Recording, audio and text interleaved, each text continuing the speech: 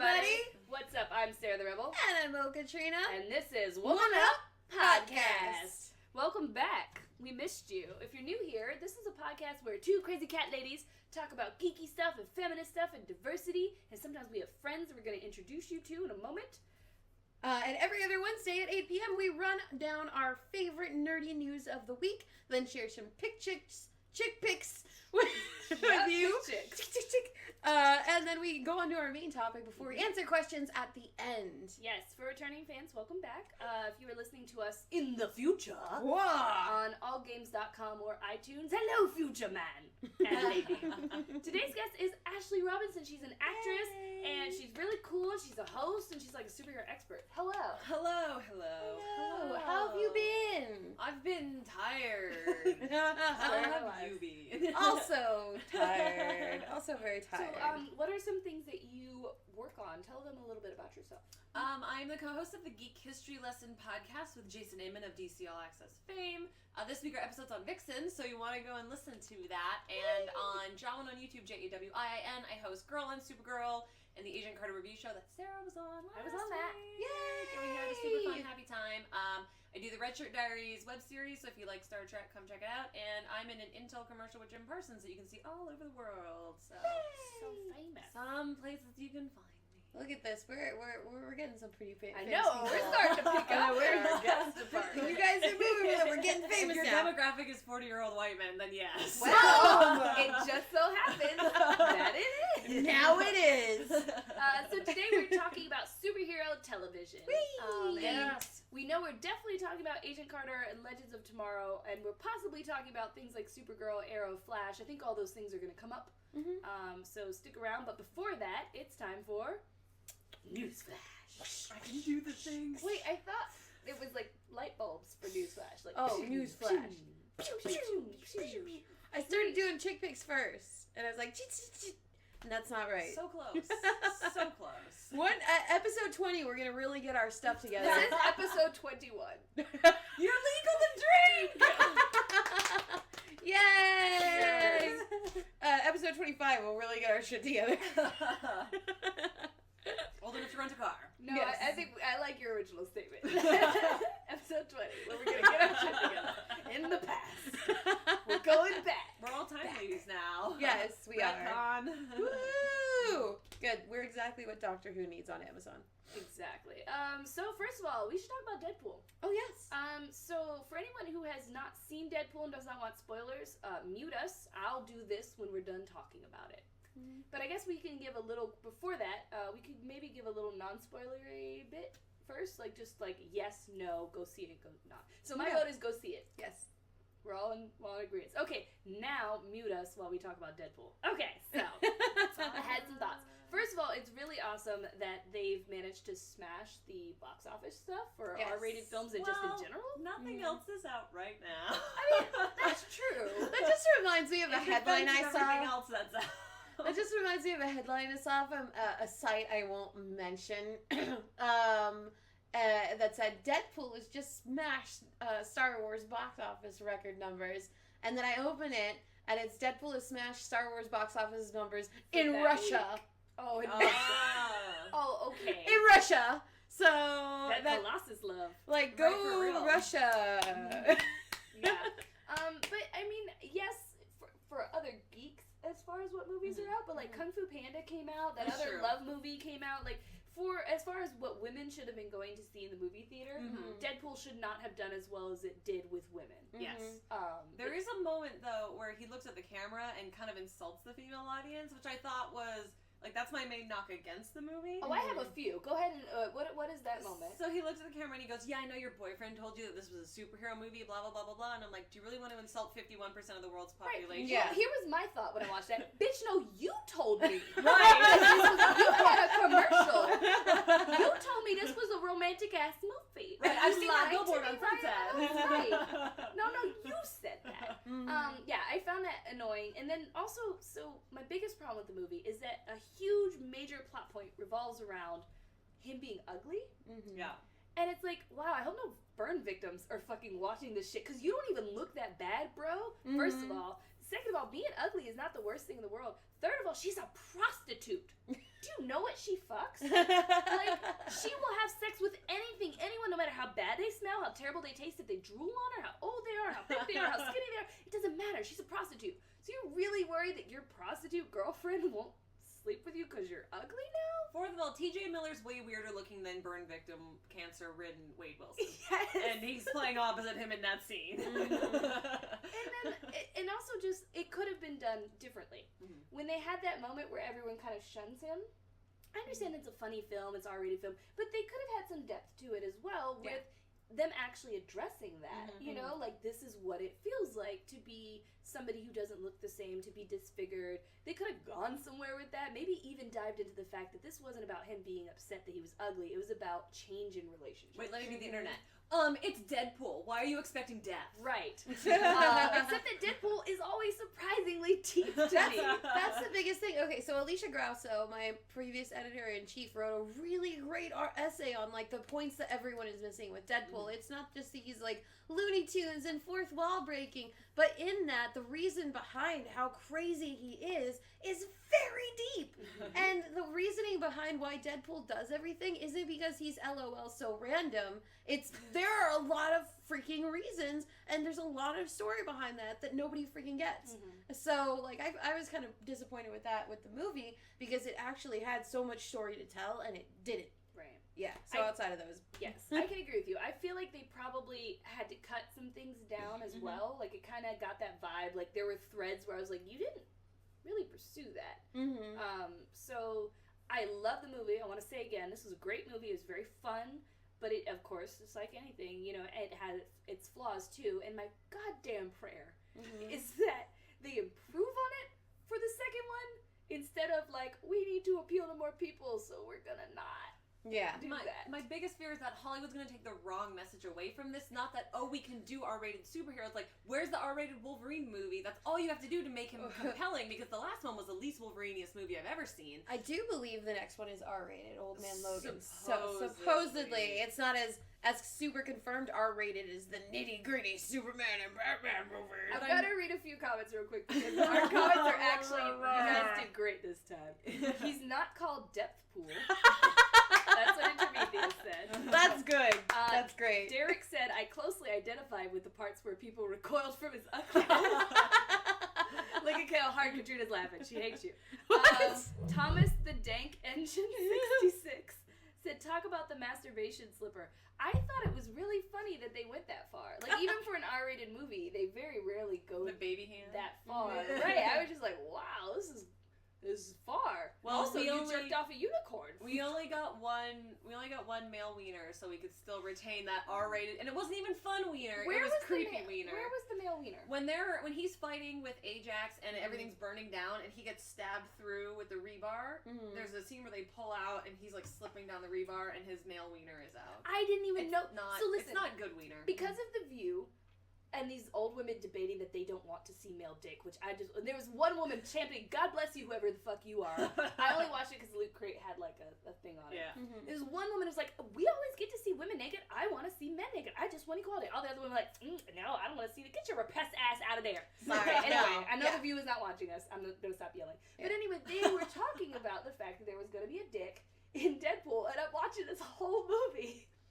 Where was the dick? I didn't see the dick. It's like the opposite of that Flight of the Conchords song, Too Many Dicks. There were like not enough dicks in Deadpool. Where I was told there would be dick. You know, I don't know why, but this reminds me of like, oh god, like a decade ago, and it was Colin Firth, and they removed They removed a scene from a movie he was in because his dick was too big. I was like, you don't understand. You're talking about the guy he's like Bullseye or something? He's like Irish or something. No, yeah, Colin Firth is the older agent in Kingsman.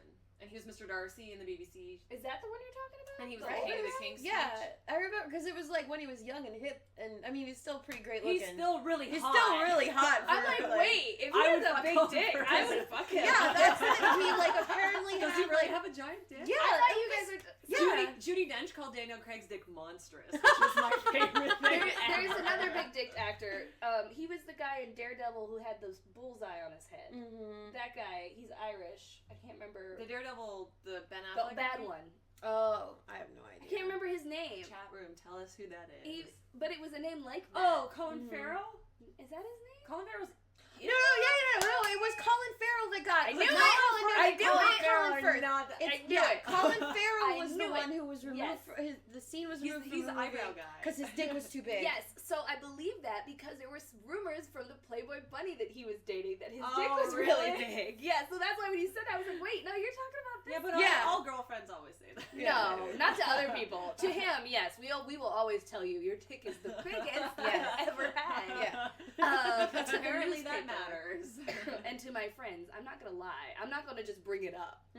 Like, maybe if somebody else pressured me, like, what's it like? Wait, so if the newspaper, if the, I don't know, what's a big LA newspaper? LA Times is like, Sarah, how big is this dick? I'd be like, I think it is above average. Is what I'd say if it wasn't big. But if it was big, I'd be like, girl, that's a big old dick. And that's how it was said in that magazine about him, so I know it was real. It was said in the girl, let me tell you about a dick. This has dissolved into dick talk. We're sorry. Well, we're not. Deadpool. We're not sorry. Yeah, that's how we were talking. You know, we're talking about Deadpool. I'm sure he'd be proud. His name's not Dickpool. God. Evidently. So close, though. So close. Yes, big Deadpool dick. All right, I'm Yes. gonna look for some Deadpool dick on Pornhub later tonight. Next up, something cheerful and young. Yes, no more dicks for a little while. Renew Young Justice has been a very popular hashtag as of recent because rumors are starting to swirl that Netflix is going to pick the show up for a third season. Right. Basically, the guy who wrote it and the guy who wrote Aquaman. What's his name again? Kari. Yes. Kari. And, Voice of Cyborg. and the guy who wrote it both basically said that people are looking at the numbers, the number of views that Young Justice is going to get on Netflix, and that will determine. So, we got a very important message for you. Go watch Young Justice right the fuck now. Yeah, Like, get your grandma watch it right watch now. it. Put it on your computer while you're watching us, and don't even tell us about it. Like, just go do that, okay? Because I need a little more. And then tweet about it. Like, really put it out there. Like, tweet at Netflix and say, like, look, I'm watching this on your subscription service and I want more. Like, really going out to the studios and tagging them is a big thing that you can do to help it out. To be like, look, Tim Drake hasn't had a good animated appearance since the 90s. Exactly. Get the fuck on it. Come on. Come on. So for those of you who haven't been around since the Dark Ages with being Katrina, we watched Young Justice Season 1 together and had a lot of feelings about it and talked about it. I really enjoyed it. We started pirating Season 2 because it wasn't on Netflix. Netflix didn't have it, which was so weird. And we were immediately unhappy with it. And this was like a whole series of things that we talked about with everybody. So we are going to watch Season 2 again now that it's on Netflix. We're going to watch the whole thing, not just the first 2 episodes. And we're going to live tweet it. We don't have an exact date yet, so follow us on Woman Up Show, and we will announce when that is going to happen ahead of time so you guys can watch it along with us. But we're really excited because we have strong feelings. Yes, always. But there's Batgirl. That's true. Yay! I can get down with that. The funniest joke, I think, is in the second season when it's Connor's birthday and they're in college and the girl's Wait, like... spoiler alert. Whoa! I'm sorry. And she's like, oh, the show's been out for like 5 years. God, she's like, how old are you turning? And he goes, 6. I mean, 21. Superboy's never funny. Superboy, what's funny about Superboy is we hated Superboy in Season 1 when we were first watching. We were like, write him I hate him. I hate him. terribly. But by the end of that season, we were like, Superboy! Oh, they're so adorable. See, I think Not that bad. it's slightly credited because of Begon and like how her relationship forms with him. Like, I like him more as she continues to like him more. Oh, my dad's in the chat room. Everyone be quiet and don't curse. Well, I probably shouldn't have said thick and 9 inches. We had a question in the chat that I was answering. Missed Wiener Talk. That completely missed the wiener talk. That's okay. We're good. But yeah, it was their relationship that eventually made us love him, and also the fact that his mom and dad are Batman and Superman. You can just see Batman be like, "Baby, you need to talk to him. You're his father." Just like, like a whole scene where he like sits down and he's like, "Look, dude, Well, they I have make like Superman 8 a dick kids." in that show too. Superman is just Superman was such a dick, and Batman was like, "Baby, no." He's like, I have so many children, I will tell you. I raise children all the time. But I get them killed all the I just time. only once. Listen, he's like only once. Batman is And that one sucked anyway. That would suck. The crowbar was a big improvement, let's be honest. I really loved that dynamic of the family and everything. So we're excited to do that live stream, live tweet, whatever. Yes. Speaking of which, we're also going to be doing live streams. We'll give you more info on that soon as well. Whee!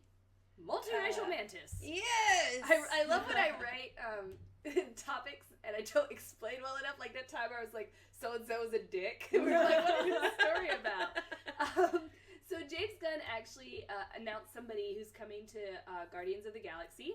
And she is Mantis, played by Pom, God Bless America. My brain literally autocorrected that to porn. Pom Clementif. Clementif?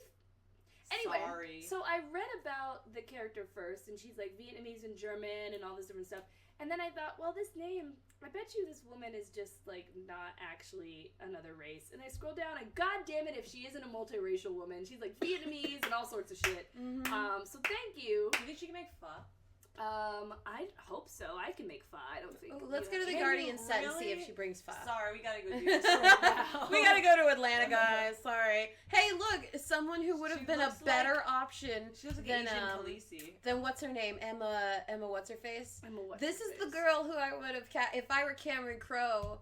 I would have cast this girl as my 1/4 Hawaiian Asian girl. Right, that would have made Because plenty that of makes more She's sense. from Oh, sorry, Old she's Boy. Korean and French Russian. There we go. The original She's character is Korean. Vietnamese and German. That's where I got Vietnamese from. Mm-hmm. So it was really cool, even though, you know, it's not quite the same mix, it is still the fact that he cast a multiracial actress to play a multiracial character, which does not happen very often. But it's still Hollywood, where Korean is close enough to Vietnamese Right. that we can let that fly. I'll like the take it. Chinese actress who played the lead of Memoirs of a Geisha. I am interested in seeing how they differ her design from Gamora, since they are both technically if we're talking about race, they're green. So Again, though, like, why women of color got to be different colors? I don't Can know. we just, can we have a white woman dressed up in all kinds of colors, like Nebula? Like, that was cool. Nobody complained. Mm-hmm. I think Green Lantern would be a great time to do that because they have a lot of really cool female aliens in that, like Sarahk Natu and Orissa, and why not just make them like Sarahk Natu should be someone of Arab descent, and then Orissa should be someone from South America because that's who they look like. And then don't paint them orange and pink, just leave them the way they No are. painting. No colors. Yep. Sorry, I clicked on the wrong thing and now we're all completely lost. Oh, our final piece of news, simply because I've been really excited to talk about it. The Wonderful World of Disney debuted this past week. There were delightful moments such as Dick Van Dyke being rolled out to tap dance on stage. I'm great. Australian. I'm Australian. Lots of old men were at the Wonderful World of Disney, and one of them was Harrison Ford, who was very cheery.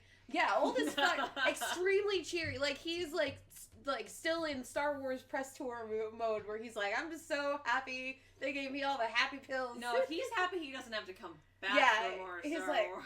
He's like, I'm gonna show you this Disneyland thing I'm never gonna go to. So, So that show, I didn't know it was coming. Yes. Suddenly it was just on television. Aaron was over. I don't watch TV. And he had it on, and I was like, what is happening? Is that Pentatonics? No, I have ADD. I will get nothing done. I was like, is that Pentatonics? He's like, yeah. I was like, who is that douchebag right there? He's like, oh, somebody for Dance with the Stars, I think, maybe. I was like, oh, I just thought he was like some random guy. He's actually like a person I should know. Anyway, so I watched a bit of the show, and the highlight for me was Helen Mirren with that damn hat on. oh yeah. Was she not the most perfect, adorable old woman that you would ever see? I love it. She was so cute. So the whole show is basically going around your favorite grandparents, like the whole time, with some like dancing young people that nobody cares about.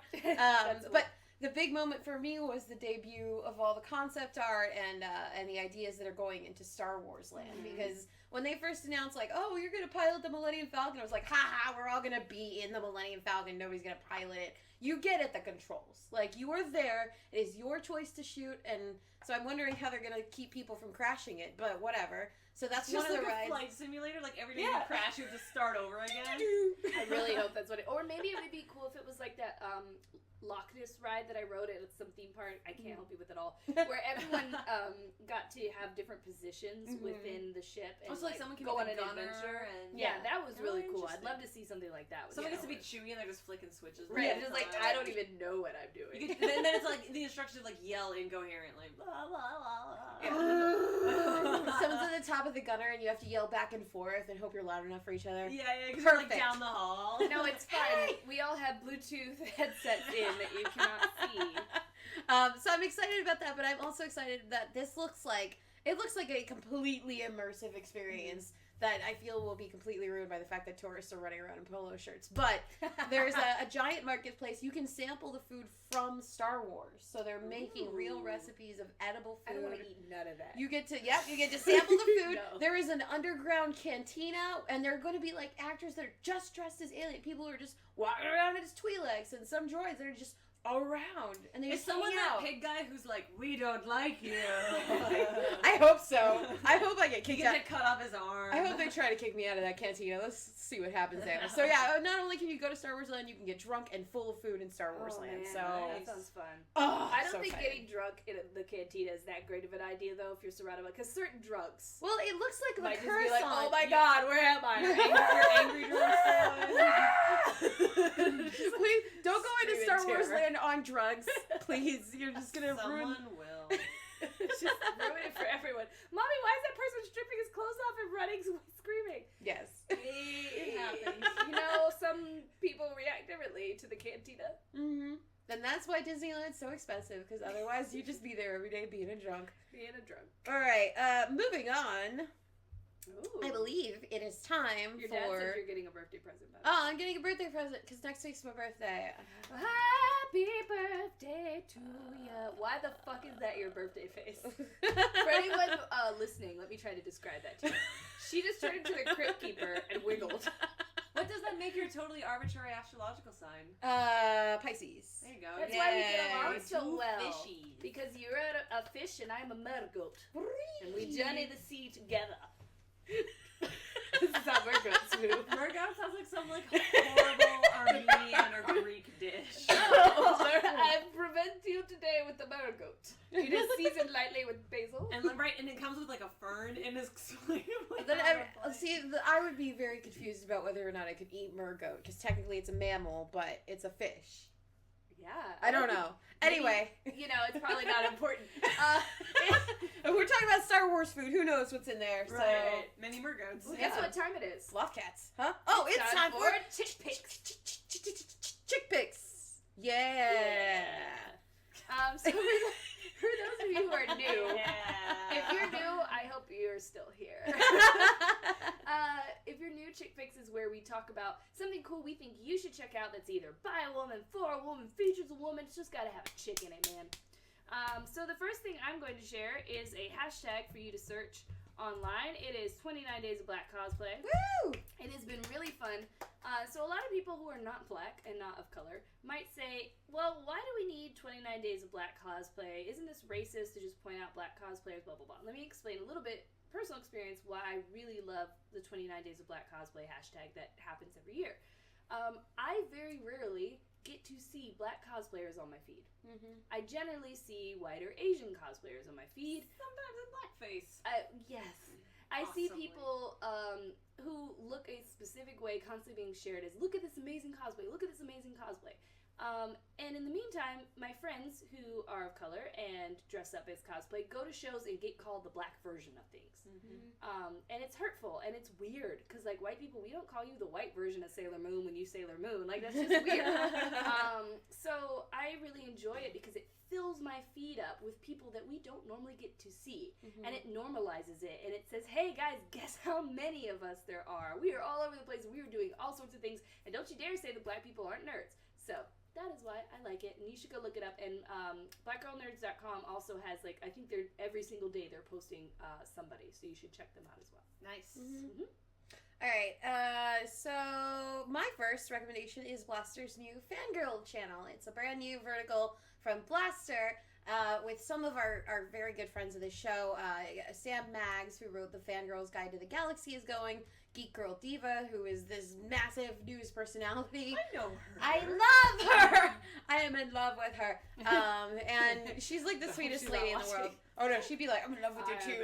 I But yeah, it's a brand new YouTube channel. Just search Fangrrl with 2 R's, and you should be able to follow it. Things are kicking up, I believe, next week, and there are going to be some amazing contributors. So if you're looking for even more fangirling, you can go check that out. Yeah. Yes. Whee! Did you end up coming up with a chick pic? I do. I have one, and I didn't put it in the show notes because I'm really professional that's like fine. It's that. cool. Next Wednesday, DC is launching their DC Superhero Girls line, and I was super fortunate that I got to read an advanced reader's copy of Wonder Woman at Superhero High, the young adult novel written by Lisa Yee, a person of color, and a female writer, and it's fucking awesome. And I've been looking forward to this line since last year, and all the Barbies are coming out, and I'm going to go spend my whole paycheck on like 20 Barbie dolls. Yes. And I just think that they're doing a really great job at bringing diversity into it. And someone said to me, they were like, well, everyone bitches about we don't have women in this, like the Ray toys at Target, but nobody's bitching about like we don't have any men in DC superhero girls. And I was like, yeah, but we created that line. I don't work at DC because we need it because women aren't in like fuck all. And in that book, I made a list of 57 Easter eggs. There are like 20 male characters in there who are a very prominent part of the school. They're integral characters. They do important things. So I think that not only is it full of ladies, written by an awesome lady, but it has some stuff for your little boys too. If you have to think of it that way. If you're gendered as shit. Like first off, don't tell your little boy that a woman can't be his hero. Like that's ridiculous. Like almost every little boy who is lucky enough to have a mother looks up to his mother as a hero. So that on its own, your boy as a hero. So I love that line. Yes, I'm really happy it's getting made. I hope it does well. I think it will because there's no other outlet for it. For girls who want these heroes, they don't have we can't buy the action figures. I'm really concerned because every time I go into a Target, I start to buy Barbies. There's no one to tell me no. I have my own money, and it is a problem. So it's gonna be a problem. I'm probably just not gonna go I want shopping. a picture of you like holding 10 just of them like in 10 your Barbies. arms. Like, I couldn't stop. My mom is shipping me my action figures next month after I finish moving, and it's just like, are they at the point where they're just like take everything out of our home? Yes, my mom has reached that point. Yes, that's why my home has become this. Because she made me take a lot home this time, and I was like, what am I gonna do? Mine gradually send me boxes every couple of weeks, every couple of months, and they're just like, here's your crap. Like, my favorite thing is that my mom had a miscommunication with me when I told her to get rid of all the furniture. Yeah. She didn't believe me or something, or she forgot. She might have forgotten. We're alike in a lot of ways. So as I'm cleaning up, I found a potato. Wait. A Mr. Potato Head or an actual potato? Let me finish. I found a potato. I moved away from Virginia 4 years ago. I came from college. I put all of my college shit in the garage. I told Mama to get rid of all of it. She said, on it. It was a 4-year-old potato. And I picked it up, and it was a potato. And I was like, what? And then it crumpled into white dust. Like moving it disturbed whatever was preserving it.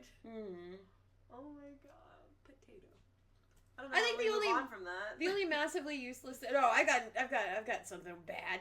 The only massively useless thing I was ever sent, Dad.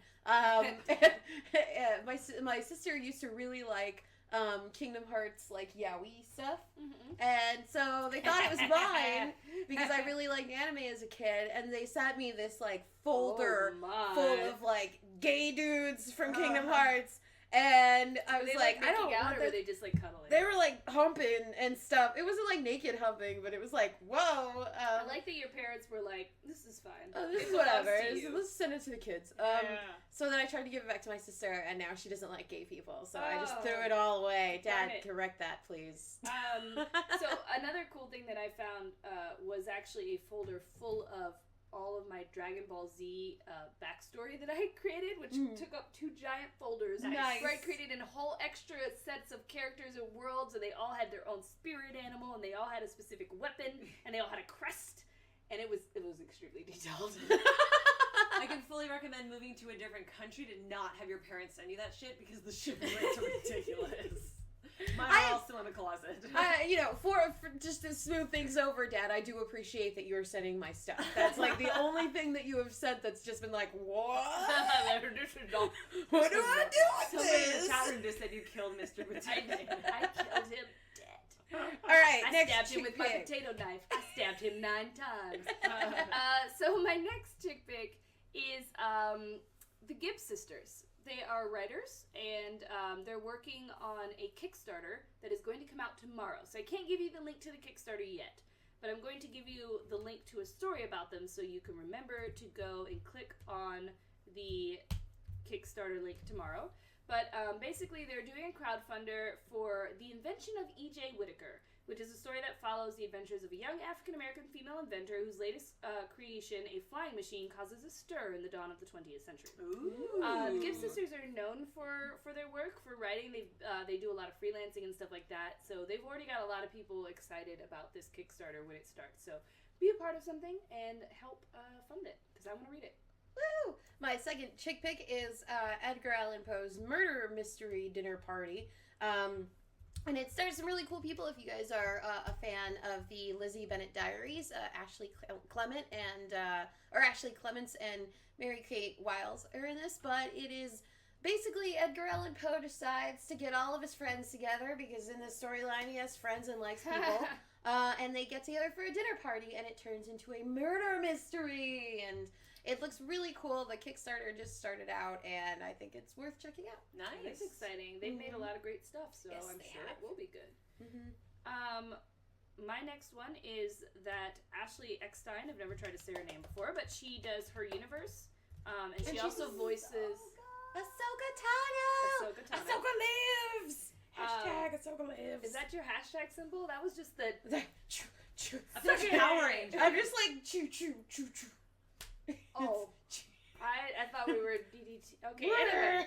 I shared an article, a link for you guys in the chat to check out the interview with her, because it was very interesting. Just hearing from somebody who's been able to become such a force in the geek world and really achieve her dreams, and now is helping other people achieve their dreams. But I won't tell you how, because I'm trying to achieve it first, and I don't want you to steal my glory. Yay! Anyway, Katrina knows what I'm talking about. Yup. I'm trying to do the same thing. Hashtag. Wait, let me move One of this those will mouse. work. Yeah, we did Yay! Okay, cool. There you go. And then my third chick pick is something that actually just started today, or that I just discovered today.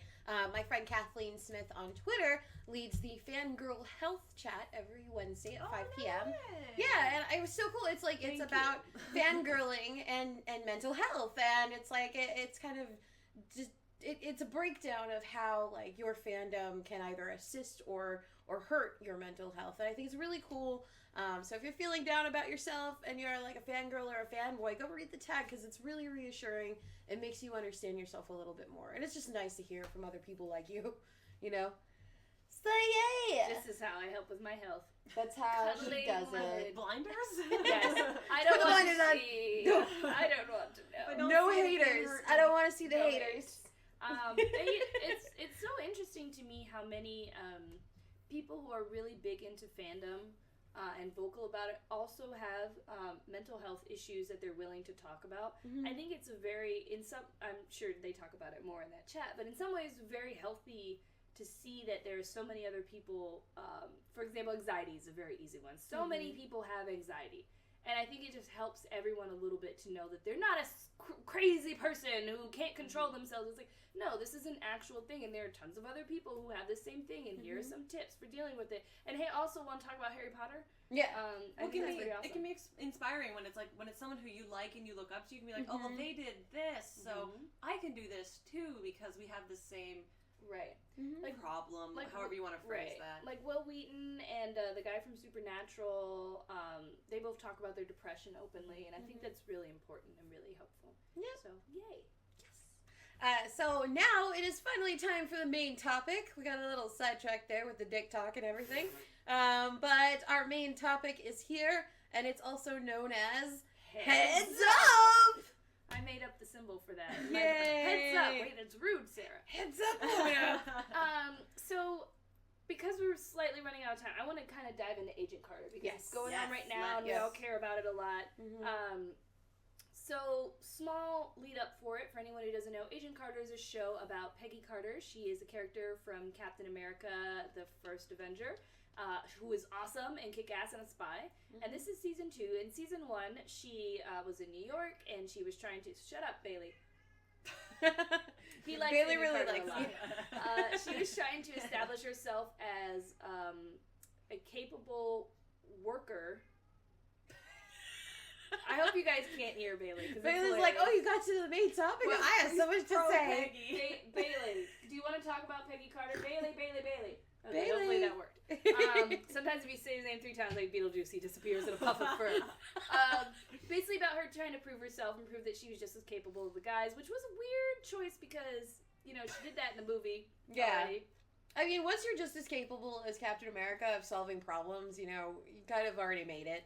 Well, right. And then season 2 is retreading a lot of ground that we thought had been made up in season 1. Right. So, let's talk some positive things that we like about the show first. Well, especially with this season, I really, really, really love the villain. Whitney Frost is so complex. She's on her way. She's not even officially Madame Mask yet, but throughout the whole series, she's been the number one thing that I've wanted to see every episode because she's so multifaceted and you almost feel sympathetic for her in certain ways until like the whole thing with Wilkes happens, and then you're like, oh no, he's a good person. She's just really terrible.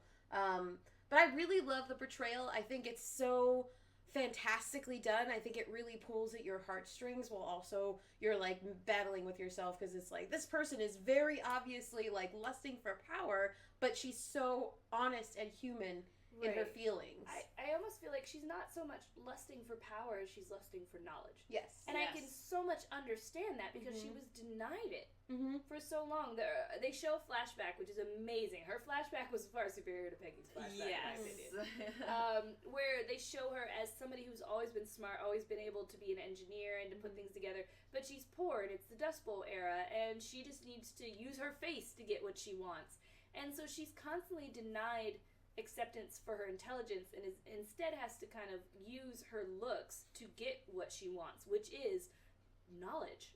More and more and more knowledge, and without a filter to say maybe I shouldn't do this. I love Jason Wilkes, played by Reggie Austin this season. Something I think was missing from the first season was they did a lot of addressing of women and the way that females were treated in the workplace, which you're like, oh, things haven't changed. Great. This is 1946. But they didn't deal a lot with, like, particularly African-American people in the United States of America, and this time we got a chance to address that. But I think it's such a good actor that even in the moments where it seems a little bit weird that you're like, oh, but Roxanne Isidine maybe wouldn't have hired you, you're just like, well, I don't really care. But then it makes it weird for the rest of the world because you have him and you can accept why he's there and you can accept what happens to him and stuff. But then, like, these past 2 episodes, there's a scene in a hospital and the doctor's Asian. Right. And you're like, not in the United States of America in 1947 if this is the way we're treating a black character. Right. And I really love that he is presented as a love interest for Peggy. It's not a problem for her. And I ship it so hard. Yes. And I like that Anna, Jarvis's wife, is also just... And Jarvis. Great. Everybody delightful. else. And what's his name? You know, Stark. Howard. That guy. They all accept him as the person that he is. And you know, they could have done that cheesy thing of having somebody be like, hey, boy. But they didn't do that, and I really appreciated that about the show. I also like the display of, even in that era, initially, of Peggy not even understanding her privilege as opposed to Jason's, where... Especially as an English person, I thought it was very, very poignant. When they went into that diner, and it was like, I don't serve your kind here, and Peggy was like, what do you mean? What? And so, it wasn't like, oh, what do you mean? He's black? Is that why? It was Peggy not really realizing why they were being talked that way until, like, they went outside and he was like, that's how it is. It's also because slavery had been abolished in England, and I don't know if it was officially abolished in the States until the 50s. So it was abolished, but it was still the segregation up until basically the sit-ins and everything like that in the 50s. Surprise social justice history lesson! Yay! I agree, and I love that because, yes, in England it's very different. Because my mom, you know, here I am. And she always kind of had that problem adjusting to that in America, the specific racism that we have. Now, England has racism, please don't get me wrong, but they have their own brand, and it's different. It's usually against Pakistani and Indian people, because way to go, England. Good job. Even those Brindian people all over the place. It's my favorite word. I've got all the races in me. You can be this beautiful if your parents decide to be ethnically diverse. See what happens when you mix your babies? Mix your babies. Forget about the baby. What I loved most about that scene was that he bought the donut. Yeah. Because that could have been a scene where she's like, no, absolutely, and I'm going to kick his... But this is not a a fantasy of like what we wish would have happened. Yeah. This was, they were trying to show realistically the kind of struggles that Black people would go through during that time. And the truth is, that's how it would have ended. She needed to buy that donut, so he bought it, and it's just like, this is how it is. Sometimes I feel like they're too laissez-faire about it. Like every once in a while, like you mentioned with the doctor, like sometimes I wish they would dive into it more. But it is the Marvel universe. We're at a certain point where we are a little bit cleaner than But on the other hand, the guys who originally created Peggy Carter, McFeely and Marcus, Stephen McFeely and Christopher Marcus. There we go. I'm like, I know their first names. Nice. They. You should. I wrote the book on season 1. You should go buy it. Anyway, go buy it. Tell them to make her write the book for season 2. They actually talked about the Tuskegee experiments and stuff, which were going on around that time, and they would like to one day, if not in.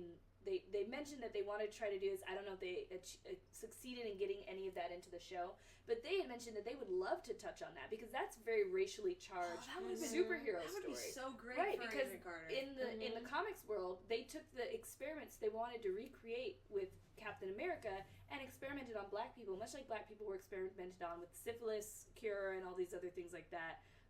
It would have been poignant, it would have been relevant, it would have been something that I think a lot of us would like to see, but it looks like they didn't quite get that in. But it's something that's in their mind, so it doesn't mean we're not going to eventually see it. Because they also promised to be Black people in this one, and they did it. So, we'll see. Yeah, I've actually really liked the season, but I feel like this season is a lot slower than season 1. I'd agree. It wasn't until episode 8 with the Edge of Mystery where just everything happened that it was like, oh my god. And now we've got one more episode left. Right. We were talking about this right before your podcast, that we think that Agent Carter should be a full show and not a miniseries. It's so hard when you only have 8 episodes, 10 episodes, 12 episodes, and you're working in a system that's used to 20, 22, 24 to tell a story that is not only, as far as the plot goes, very interesting, but develops all these characters and then introduces new ideas. And frankly, I'm sorry to anyone who's a fan, Agent Carter's 1,000 times better than Agents of S.H.I.E.L.D. Yes, really, it is. Absolutely. I mean, I wasn't even allowed to say this in my book. Like, they had to message me back and be like, can we change this sentence? But, like, it did better when season 1 premiered and the second episode. They both did better than the Agents of S.H.I.E.L.D. episodes that were like that same week. Like it's just a better show, even in ratings. And the problem is that any show needs a little ramp up, right? All of the Flash, Arrow, some of y'all still watching Gotham, Lord knows, I don't know why. But these shows have, like, the first few episodes, we're like, this is corny. Because you have to get us into that world. You have to introduce these characters, and then we have to fall in love with them. Yeah. And there are plenty of us who are willing to fall in love with them immediately because we loved Peggy from the movie or because we just like that kind of character.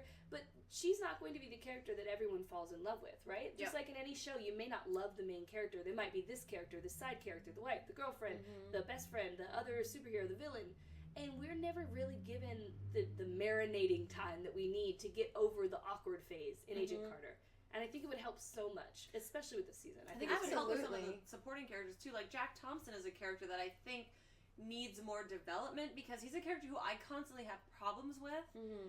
But I feel like if you had more time to sit with him, and you really never understand where he's coming from except for that one episode in the first season.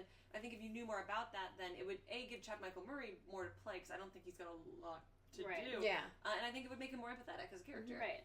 Because he's kind of treading back on the same ground, like you said. And if we had more time with him, maybe there would be a better reason. I do love that they're making him this character that's so easily manipulated and showing the danger of constantly trying to get approval, though.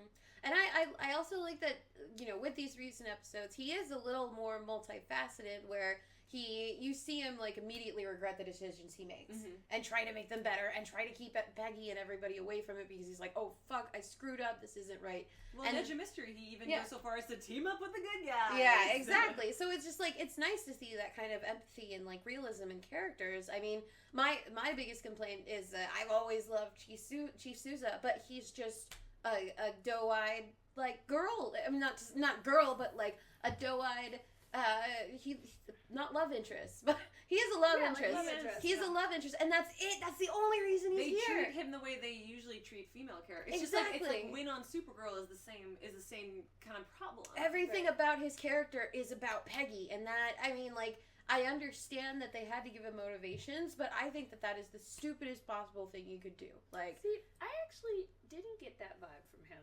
personally.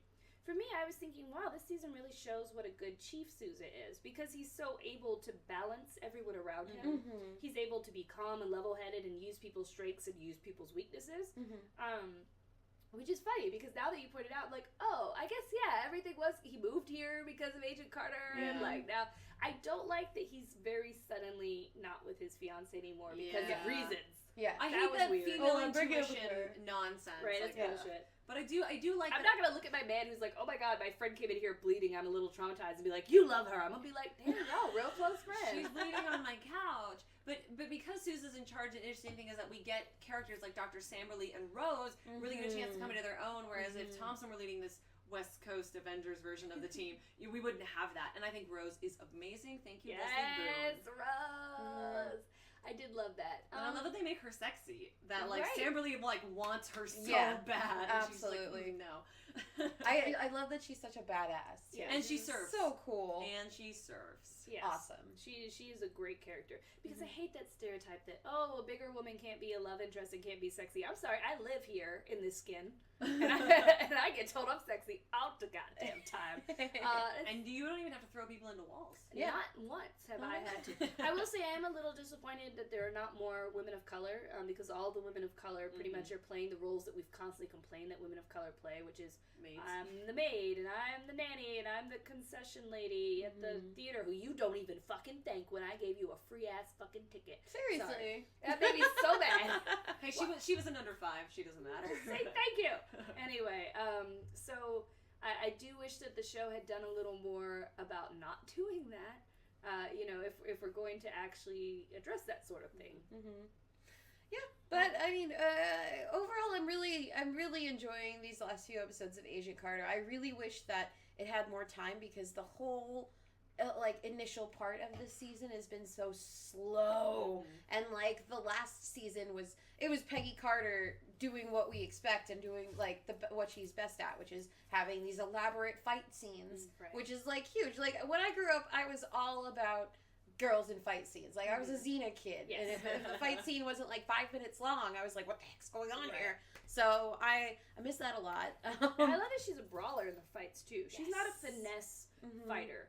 She's like knock them down, drag them by the hair, hit them until they can't stand back up. Right, like that's like a true fighter. I was gonna say there was one more thing that bothered me about Peggy, and it is that she is making a lot of terrible decisions. We talked about that. She's not a great planner, which again is weird because she's been in the military, she's had military training, she's been presented as a peer of Captain America, but she can't think through like, this is obviously a trap, but we're gonna go anyway. I hate that trope. It's so annoying. I don't like that Peggy's really led by passion this season too. Yeah. It's like, and I mean, like, don't get me wrong, I loved that opening number in episode 9, but it encompassed everything I had wrong that I thought was wrong with the series. Is like the love triangle is this big focus of the number, and it's like, I know, and it's fun, but like, I don't think most of us care. No, we don't. Like, we want Peggy to have a love interest. Yeah. We want her to eventually find love and happiness, blah, blah, blah. But we are way more interested in Peggy than anything else. And they got real CW this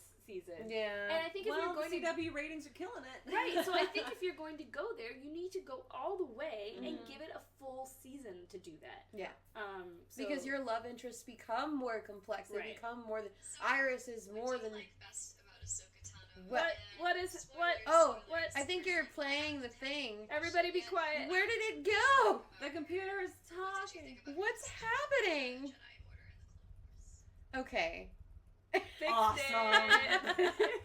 Fantastic. Sarah's got like 50 billion tabs open right now. It's a true... I found it and I closed it. Everything's fine. There we go. Yay! That was amazing. Yes. What do you think? I was like, which one of y'all's talking to me right now? That doesn't really sound like what we were talking about. Ahsoka. So, Ahsoka. so we had intended to keep talking, but we're actually running up on time. Do you want to briefly talk about Legends of Tomorrow?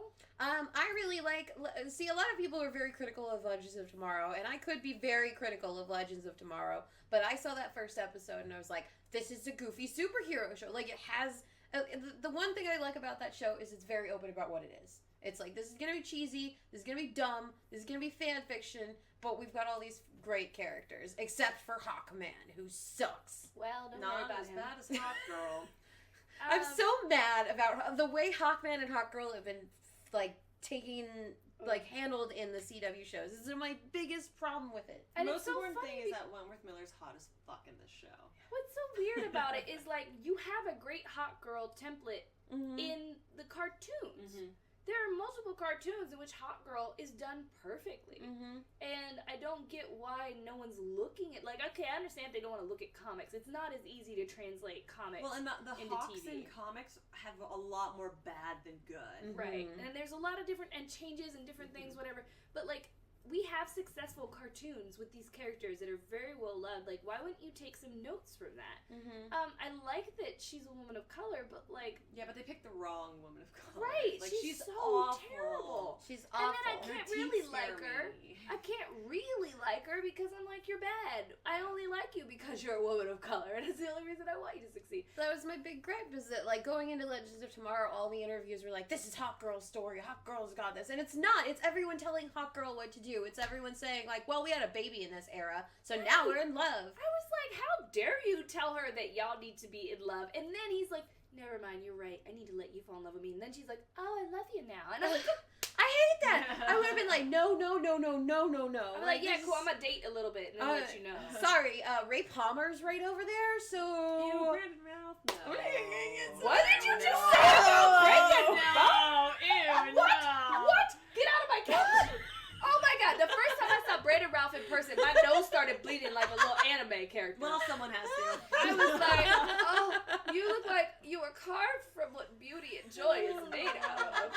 He is the most beautiful man ever to exist, and you dare to say such things on my couch? She peaked at Scott Pilgrim, we all know it. I know what you're saying. I don't know. We're gonna mute you for a moment Who's this person? till we get over this.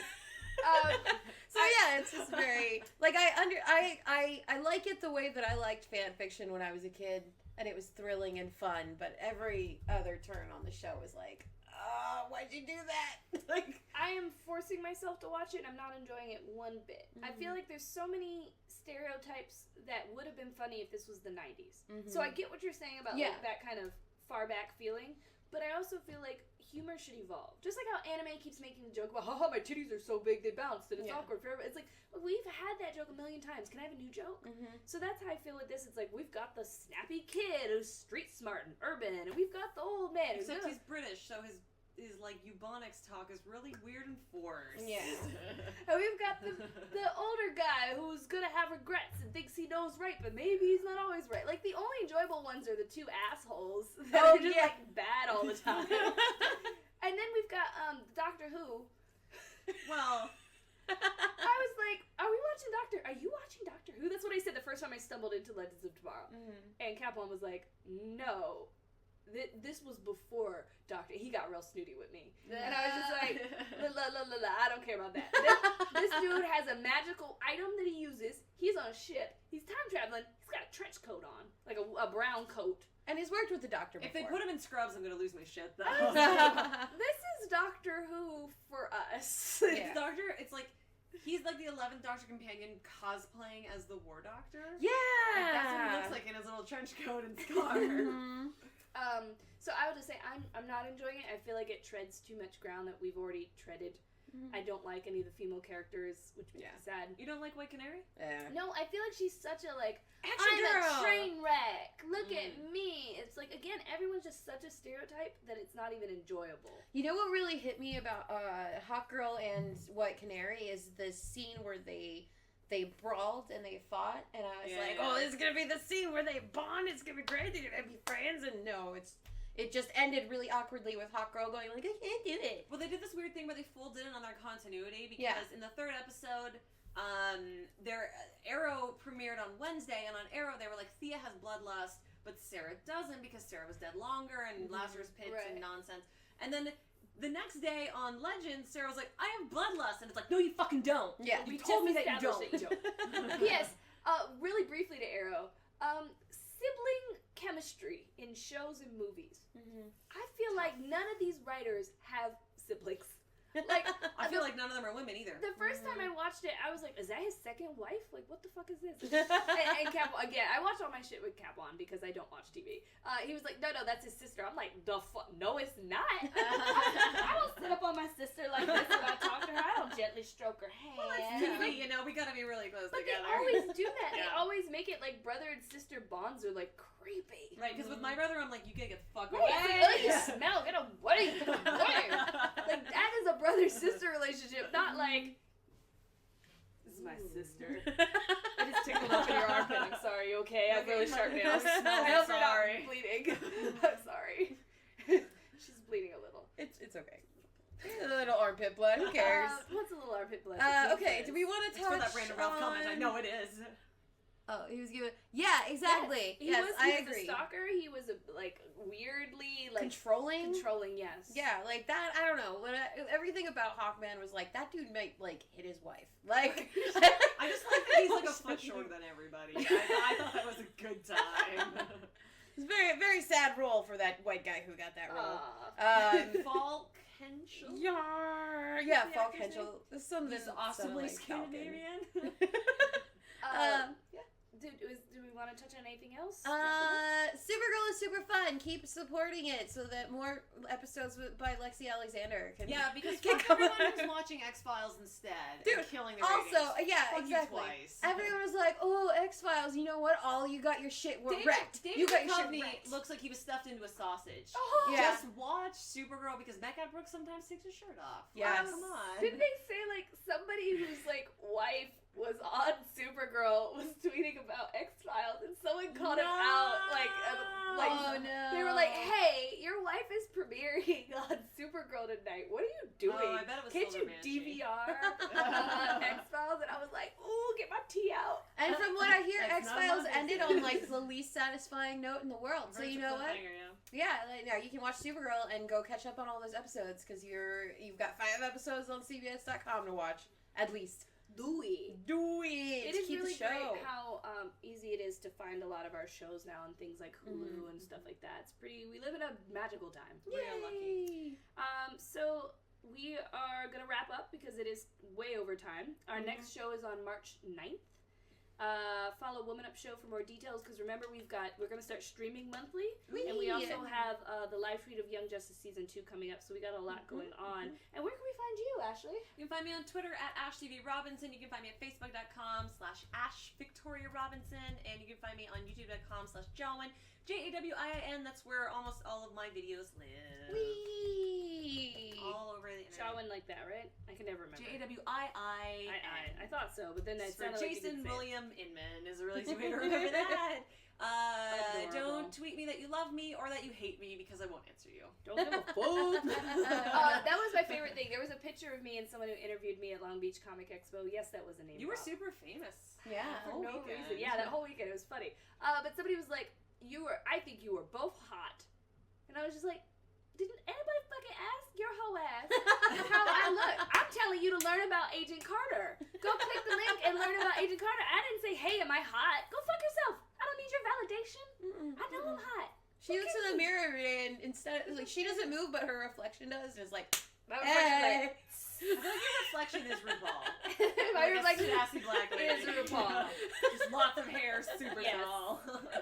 So we have a YouTube channel. Yay! No I'm going to way. post the link for it. Make And sure that you subscribe. please subscribe. We're about to get a direct URL. It just turns out that YouTube's, we knew this. YouTube's a piece of shit. Yay! And they've decided that Woman Up Podcast is not available as a YouTube channel. Although it clearly is. I looked it up and it specifically says this channel does not exist. Whatever. We're trying to work that out. Until we do, we still are using this bit.ly link. Remember that the W, U's, and S's are capitalized for it to work. We are only posting video. God, you just go yawn in the goddamn I'm podcast? sorry!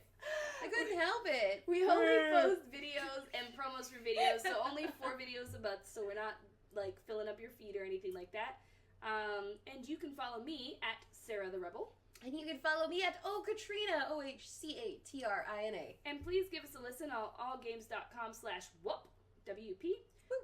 Or you can listen to us at iTunes. You can either just search for us in Google, Women Up Podcast iTunes, or you can go to bit.ly/whoop iTunes. Woo! So we're going to see you on the 9th. Yes! But until then, Party down. and woman Woman up! up!